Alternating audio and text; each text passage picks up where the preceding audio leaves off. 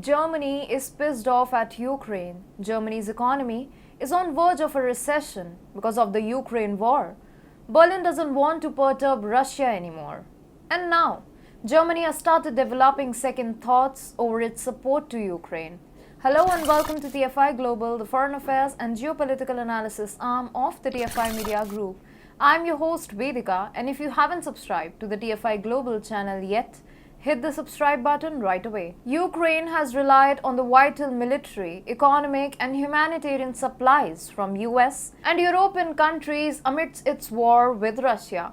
Several countries have come forward to supply important arms and ammunition to European countries.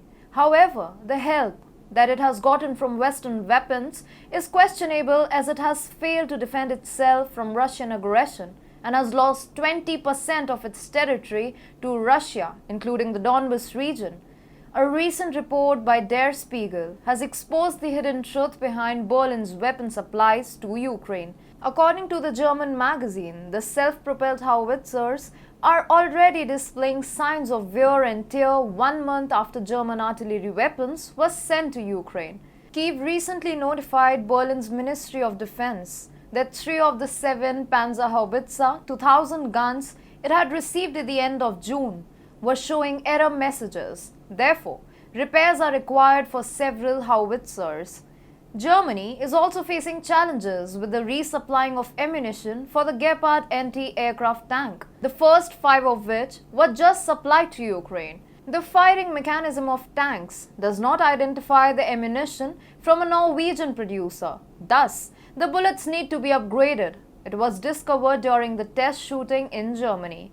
In August, more tests of the improved ammunition will be conducted. Due to the Bundeswehr discontinuation of the Gepard system, Germany was only able to provide Ukraine with just 60,000 rounds of ammunition.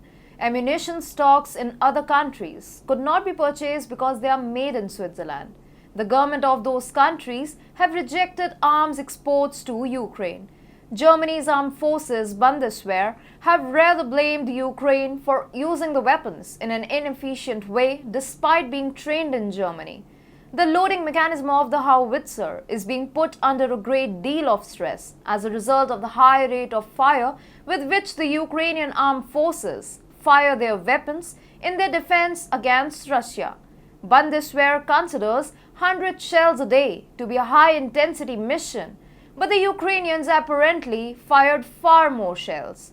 In addition, Germany has blamed Ukraine forces for firing ammunition for far more distance than its original purpose. The ammunition is designed for particularly precise, effective hits. The failure of Ukrainian forces was also highlighted when Russia targeted Western tanks which were parked in the open in Kyiv airstrikes.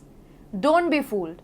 Such instances show the reluctance of Germany to send weapons to Ukraine. Germany realizes that Ukraine is a lost cause and sending weapons to Kyiv won't bring any results. Russia has already won the war, and sending weapons would do nothing other than prolonging the war.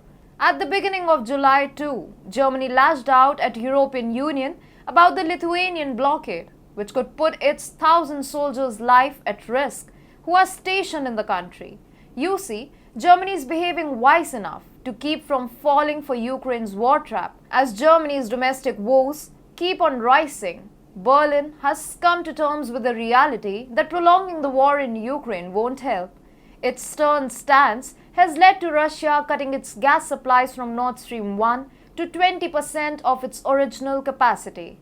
This has left Berlin with no option but to activate the Nord Stream 2 and ward off domestic issues and a recession. All in all, Germany has come to the realization that aiding Ukraine would only antagonize Putin, and this would not be favorable for Germany domestically.